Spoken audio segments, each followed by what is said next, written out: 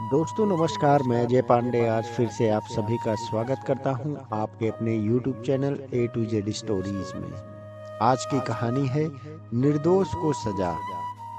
क्या पहले के जमाने में कोई राजा निर्दोष को भी सजा देता था?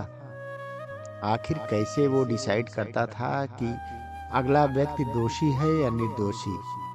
क्या उस समय भी अदालत हुआ करते थे? आइए आज की इस कहानी के माध्यम से हम समझेंगे कि पहले राजा महाराजा किसी दोषी या निर्दोषी को सजा देते भी थे या नहीं। बहुत समय पहले की बात है। बहुत समय पहले हरिशंकर नाम का एक राजा था। उसके 3 पुत्र थे और अपने उन तीनों पुत्रों में से वह किसी एक पुत्र को राजगद्दी सौंपना चाहता था। पर किसे? राजा ने एक तरकीब निकाली और उसने तीनों पुत्रों को बुलाकर कहा, अगर तुम्हारे सामने कोई अपराधी खड़ा हो तो तुम उसे क्या सजा दोगे? पहले राजकुमार ने कहा कि अपराधी को मौत की सजा दी जाए, तो दूसरे ने कहा कि अपराधी को काल कोठरी में बंद कर दिया जाए। अब तीसरे राजकुमार की बारी थी। उसने कहा कि पिताजी, सबसे पहले यह देख लिया जाए कि उसने गलती की भी है या नहीं। इसके बाद उस राजकुमार ने एक कहानी सुनाई। किसी राज्य में राजा हुआ करता था। उसके पास एक सुंदर तोता था। वह तोता बहुत ही बुद्धिमान था। उसकी मीठी वाणी और बुद्धिमत्ता की वजह से राजा उसे बहुत खुश रहता था। एक दिन की बात है कि तोते ने राजा से कहा कि मैं अपने माता पिता के पास जाना चाहता हूँ। वह जाने के लिए राजा से विनती करने लगा। तब राजा ने उससे कहा, ठीक है, पर तुम्हें 5 दिन के अंदर वापस आना होगा। और तोता जंगल की ओर उड़ चला, अपने माता पिता से जंगल में मिला और बहुत खुश था। ठीक 5 दिनों बाद जब वह वापस राजा के पास जा रहा था, तब उसने एक सुंदर सा उपहार राजा के लिए ले जाने के लिए सोचा।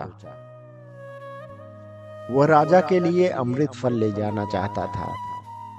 जब वह अमृत फल के लिए पर्वत पर पहुंचा, तब तक बहुत रात हो चुकी थी। उसने फल को तोड़ा और रात वहीं गुजारने का सोचा। वह सो रहा था कि तभी एक सांप आया और उस फल को खाना शुरू कर दिया। सांप के जहर से वह फल भी विषयुक्त हो गया। जब सुबह हुई तब तोता उड़कर राजा के पास पहुंच गया और कहा, राजन, मैं आपके लिए अमृत फल ले आया हूँ। इस फल को खाने के बाद आप हमेशा के लिए जवान और अमर हो जाएंगे।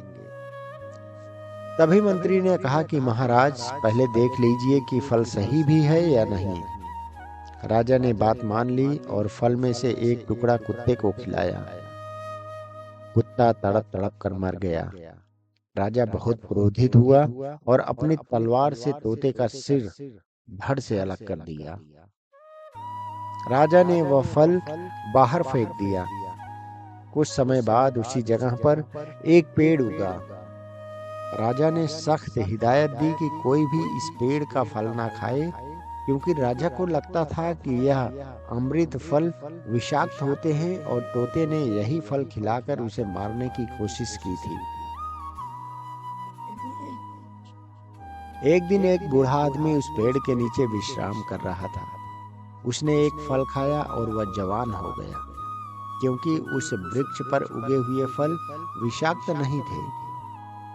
जब इस बात का पता राजा को चला तो उसे बहुत ही पछतावा हुआ।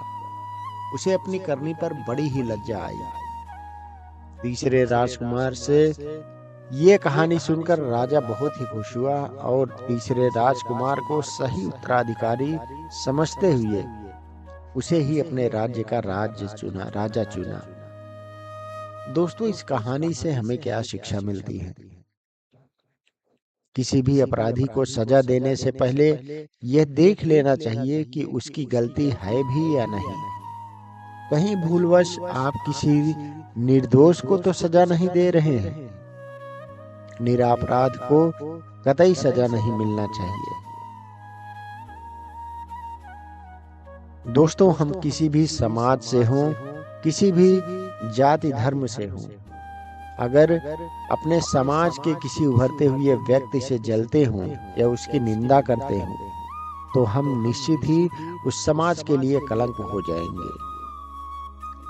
मिलेंगे एक नई कहानी में, एक नई रोचक जानकारी के साथ दोस्तों। तब तक के लिए नमस्कार, प्रणाम, जय हिंद।